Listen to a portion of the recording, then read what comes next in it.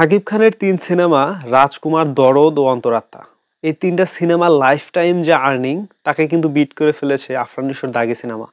আসসালামু আলাইকুম ভাই, আমি নিউজ গাই। তো সম্প্রতি এই বিষয়টা নিয়ে অনেক আলোচনা সমালোচনা হচ্ছে। শাকিব খানের যারা ফ্যান আছে তারা কিন্তু বলছে যে বরবাদ সিনেমাটার যে আয় তার ধারের কাছেও নেই দাগি। তো এই বিষয়ে আমার কি মন্তব্য, আমার কি মতামত আজকের এই ভিডিওতে আপনাদের জানাবো।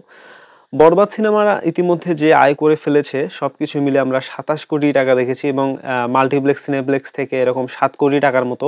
অপরদিকে দাগি সিনেমা কিন্তু মাল্টিপ্লেক্স সিনেপ্লেক্স থেকে ৩ কোটি ৫০ লাখের মতো এরকম ইনকাম করে ফেলেছে। এই ৩ কোটি ৫০ লাখ টাকায় কিন্তু শাকিব খানের যে ৩টা সিনেমা রাজকুমার এবং অরণ্য মামুনের সাথে দরদ এবং সর্বশেষ যেটা বরবাদের সাথে আসলো অন্তরাত্মা, এই ৩টা সিনেমার লাইফ টাইম যে আর্নিং তার থেকেও কিন্তু বেশি দাগির যে আর্নিংটা। তো এখন অনেকেই শাকিব খান ও আফরান নিশোর ভার্সেস করে দেন যে শাকিব খানের সাথে আফরান নিশো টিকতে পারবে না, এরকম একটা মন্তব্য করেন। তো এই ভিডিওটা মূলত তাদের জন্যই যারা আফরান নিশো এবং শাকিব খানকে চির প্রতিদ্বন্দ্বী মনে করেন। তারা আসলে বোকার স্বর্গে বসবাস করছেন, কেননা শাকিব খান বহুদিন ধরেই সিনেমা জগতে আছে। শাকিব খান অনেক দিন ধরেই সিনেমাটা করে আসছে। এদিকে আফরান নিশো সবেমাত্র ২টা সিনেমা করেছে, একটা সুড়ঙ্গ আর এবং একটা দাগি। তো আপনি যদি খেয়াল করেন এবং সব রিপোর্টস মানেন এবং আপনি যদি একজন সুস্থ মস্তিষ্কের মানুষ হয়ে থাকেন, তাহলে আপনাকে এই লজিক্যাল কথাগুলো মানতেই হবে।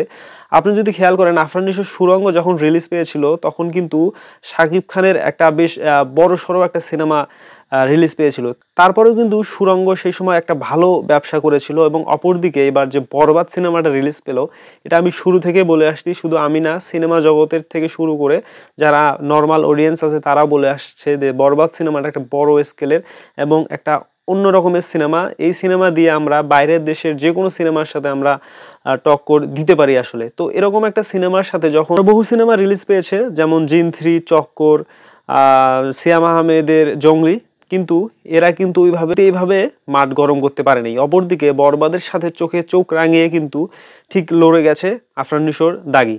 তো আপনি যদি খেয়াল করেন বরবাদের যে এখানে আয়টা দেখানো হচ্ছে মাল্টিপ্লেক্স থেকে সিনেপ্লেক্স থেকে ৭ কোটি টাকা, অপরদিকে আফরান নিশোর দাগি সিনেমার ৩ কোটি ৫০ লাখ টাকা এরকম একটা অ্যামাউন্ট দেখানো হচ্ছে। তো ভাই, যারা আসলে ভার্সেস করতেছেন যে বরবাদের কাছে দাগি টিকতেই পারে নাই, তাদের জন্যই মূলত এই কথাটা বলা যে শাকিব খানের যে ৩টা সিনেমা এর আগে রিলিজ পেয়েছে, রাজকুমার এবং দরদ এবং অন্তরাত্মা, এই ৩টা সিনেমা লাইফ টাইম যে আর্নিংটা ছিল তাকে কিন্তু অনেক আগেই বিট করে এসেছে দাগি, এবং দাগির আজকে কিন্তু ১৪ দিন চলছে। ১৪ দিনের মাথায় ৩টে সিনেমার যে টোটাল আর্নিং এটাকে কিন্তু বিট করে ফেলেছে দাগি।